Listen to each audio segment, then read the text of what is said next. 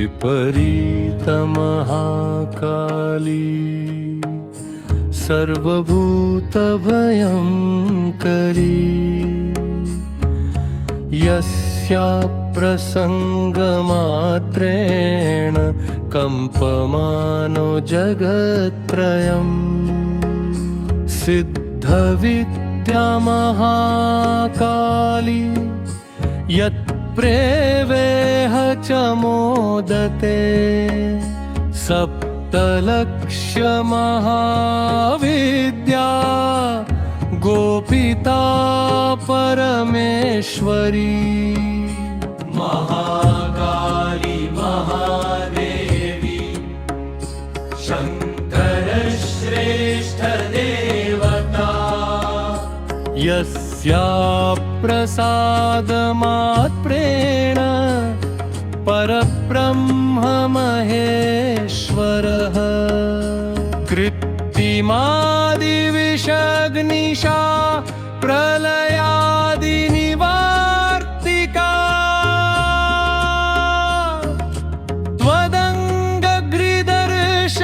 त्वदङ्गग्रिदर्शनादेव कंपमानो महेश्वर यस्य निग्रहमात्रेण पृथिवी प्रलयन् गता दशविद्या यदा जाता दशद्वारसमाश्रिता प्राचीद्वारे भुवनेशी दक्षिणे कालिका तथा नाक्षत्री पश्चिमे चैव उत्तरे भैरवी तथा ऐशान्या सततं देवी प्रचण्ड चण्डिका तथा आग्नेयां बगला देवी नैऋत्ये मतंगी तथा धूमावती च वायव्ये अधे देवी च सुन्दरी सम्मुखे षोडशी देवी जाग्रत्स्वप्नस्वरूपिणी वामभागे च देवेशी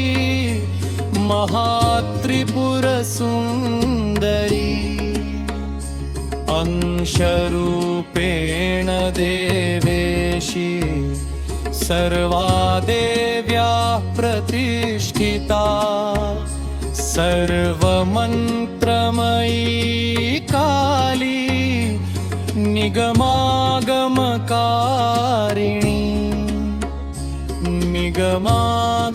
निगमागमकारी सा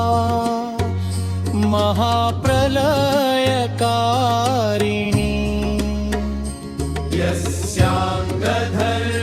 यस्याङ्गधर्मलवाचसा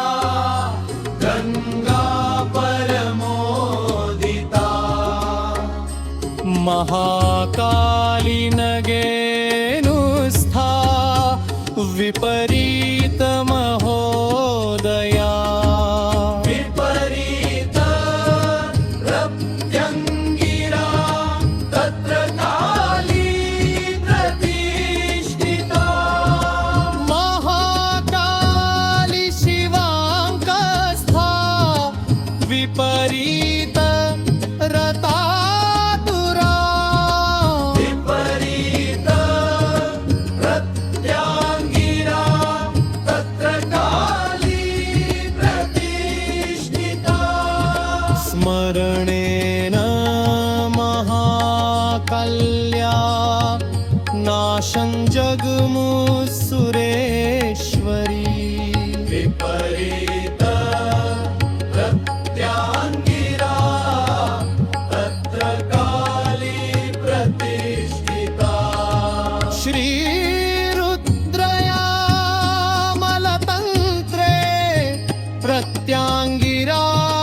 पञ्चाङ्गे विपरीत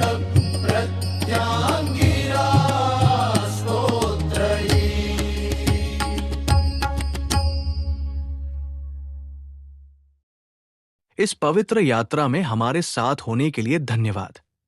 शक्ति के एहसास से को भीतर की शक्ति को जगाने दे। श्री वाराही,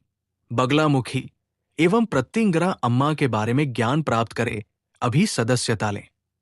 और तंत्र और परिवर्तन के मार्ग पर चलते रहें। जय श्री अम्मा।